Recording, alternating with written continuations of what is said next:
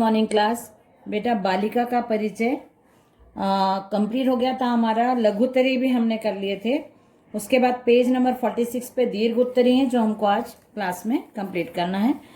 आप लोग उतार लीजिए क्वेश्चन पेज नंबर 46 से। दीर्घ उत्तरीय का फर्स्ट क्वेश्चन है बालिका का परिचय कविता का सारांश लिखिए।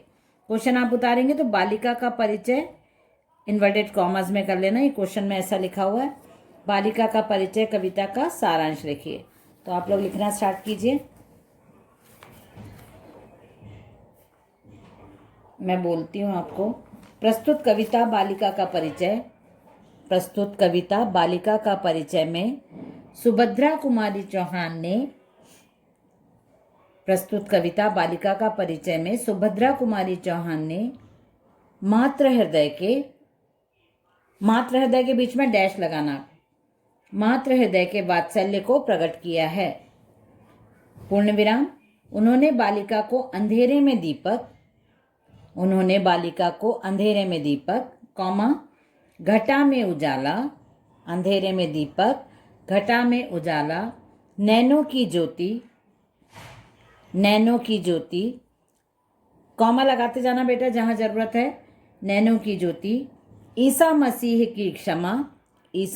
की क्षमा, अल्लाह के विश्वास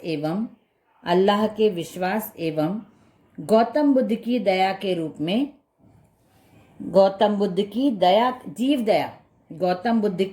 दया के रूप में वर्णित किया है। पूर्ण विराम लगाइए। उनकी भावना है कि के बाद डैश लगेगा। उनकी भावना है कि, हम जो भावना है वो लिखेंगे, इसलिए की के बाद आप डैश लगाएंगे और जो सेंटेंस में बोल रही हूँ उसको इन्वर्टेड कॉमर्स में लिखेंगे। बेटियां भविष्य की निर्माता हैं। उनकी भावना है कि बेटियां भविष्य की निर्माता हैं। पूर्ण विराम। दूसरा क्वेश्चन है, कवयित्री ने बालिका को गोद की शोभा क्यों कहा है? दूसरा क्वेश्चन है, कवयित्री ने बालिका को गोद की शोभा क्यों कहा है? लिखिए आंसर इसका। कवयित्री ने बालिका को गोदी की शोभा कहा है क्योंकि एक माँ के लिए उसकी संतान ही उसके जीवन का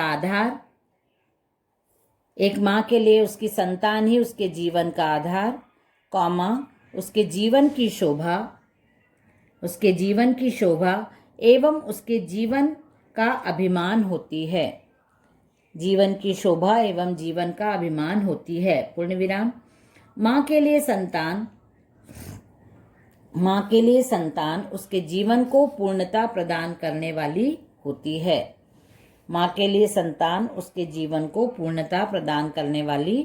होती है। नेक्स्ट क्वेश्चन है पेज नंबर 47। ये क्वेश्चन है, बाल सुलभ क्रियाओं को हंसती हुई नाटिका मानने का क्या आशय है? बाल सुलभ क्रियाओं को हंसती हुई नाटिका मानने से आशय है कि बालिका के सभी क्रियाकलाप एक नाटक की तरह, लिख लो आप, एक नाटक की तरह प्रतीत होते हैं जिसमें जीवन के सभी रंग दिखाई देते हैं, जैसे मचलना, रूठना, हंसना, रोना, क्रोध करना,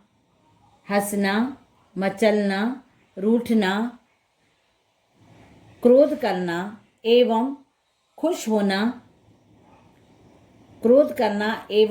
होना आदि भावों की अभिव्यक्ति होती है। ये 3 क्वेश्चन हो गए। अब है निम्न पंक्तियों का भावार्थ लिखिए। तो पहली पंक्ति आपको मिलेगी इसमें पेज नंबर 45 में। मेरा मंदिर मेरी मस्जिद काबा काशी यह मेरी, ये देखिए आपको ये है आपका, आप चाहो तो कॉपी में भी पूरा उतार सकते हो। ये है फिफ्थ वाला है, पेज नंबर 45 पे फिफ्थ वाला है।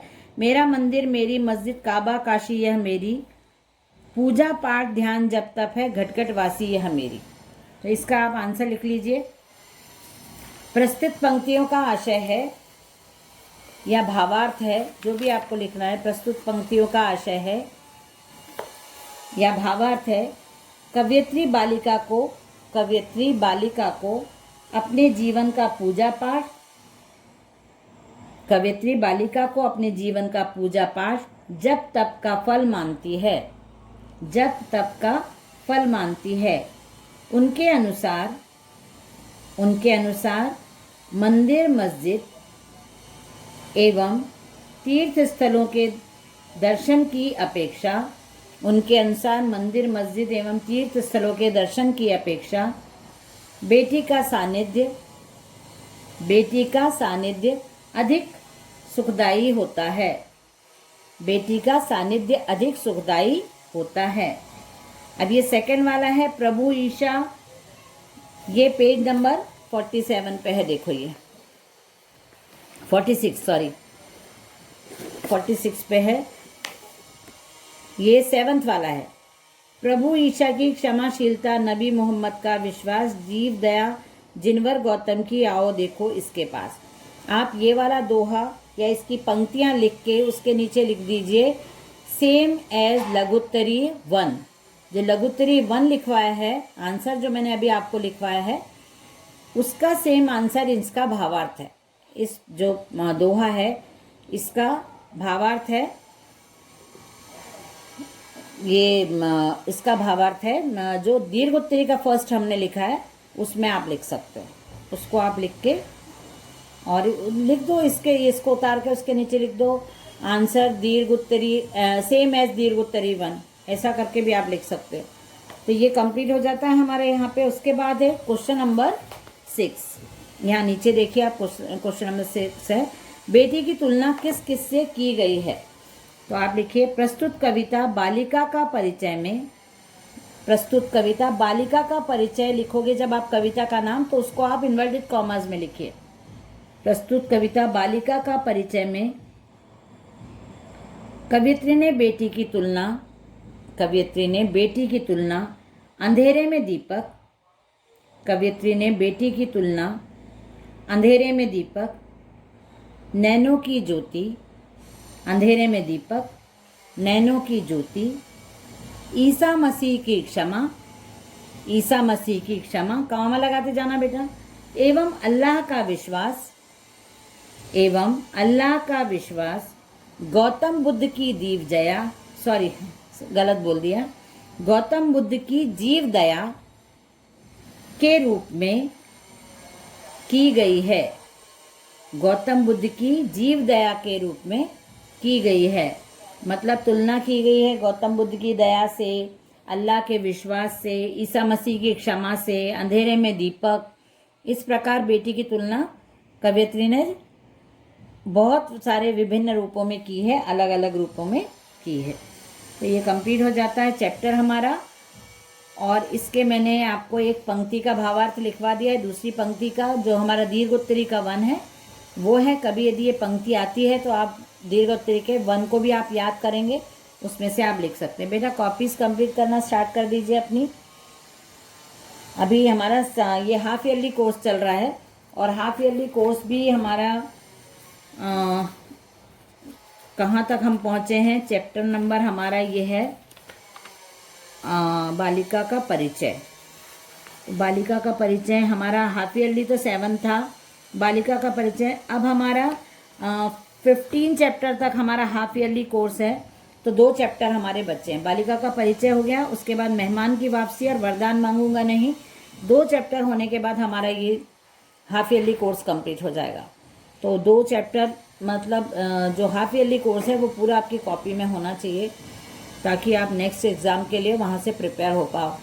तो जिन लोगों ने कॉपी नहीं कंप्लीट करी है, आप लोग डेली क्लास भी मतलब 2 दिन ही हिंदी का पीरियड रहता है और आप लोग अटेंडेंस अपनी नहीं प्रॉपर करोगे क्लास में तो अटेंडेंस शॉर्ट होने की प्रॉब्लम हो जाएगी आपके साथ। तो क्लास अटेंड करो 2 दिन, कॉपी कंप्लीट करो और चैप्टर की रीडिंग लगा के। और अभी से आपको ये कवि पर जिन लोगों ने फॉर्म्स नहीं सबमिट किए हैं, असाइनमेंट सबमिट नहीं किए हैं, वो लोग भी अपने असाइनमेंट और फॉर्म सबमिट कर सकते हैं अभी भी। और जो कवि परिचय होता है वो ज़रूर आपको पढ़ना चाहिए, और केंद्रीय भाव एग्ज़ाम के लिए भी यदि आपको प्रिपरेशन करनी है तो ये सब आपको केंद्रीय भाव और कवि परिचय, लेखक परिचय, ये सब पढ़ते रहना चाहिए। इंडेक्स आप प्रिपेयर करो अपना।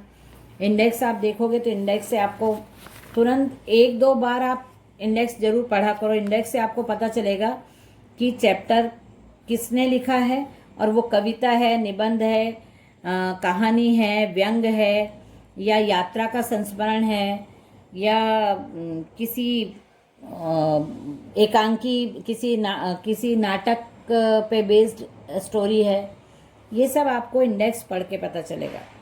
कौन सी कहानी किसने लिखी है, कहानी का या पाठ का नाम क्या है, पाठ के लेखक, कवि कौन है, ये सब आपको पता चलेगा। तो आप इंडेक्स आप ध्यान में रखा करो और इंडेक्स को भी रीड कर लिया करो।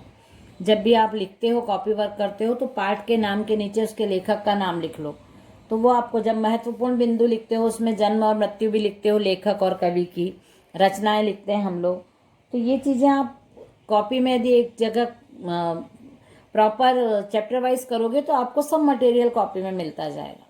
और बुक के पीछे की, मतलब जो चैप्टर के पीछे की एक्सरसाइज है वो भी आप लोग कंप्लीट करते जाना, देखते जाना। जो नहीं आ रहा है वो क्लास में पूछा करिए आप लोग, तो आपके डाउट्स भी क्लियर होंगे और वर्क भी कंप्लीट रहेगा प्रॉपर टाइम पे। ओके, चलिए बाय एवरीवन, मिलते हैं।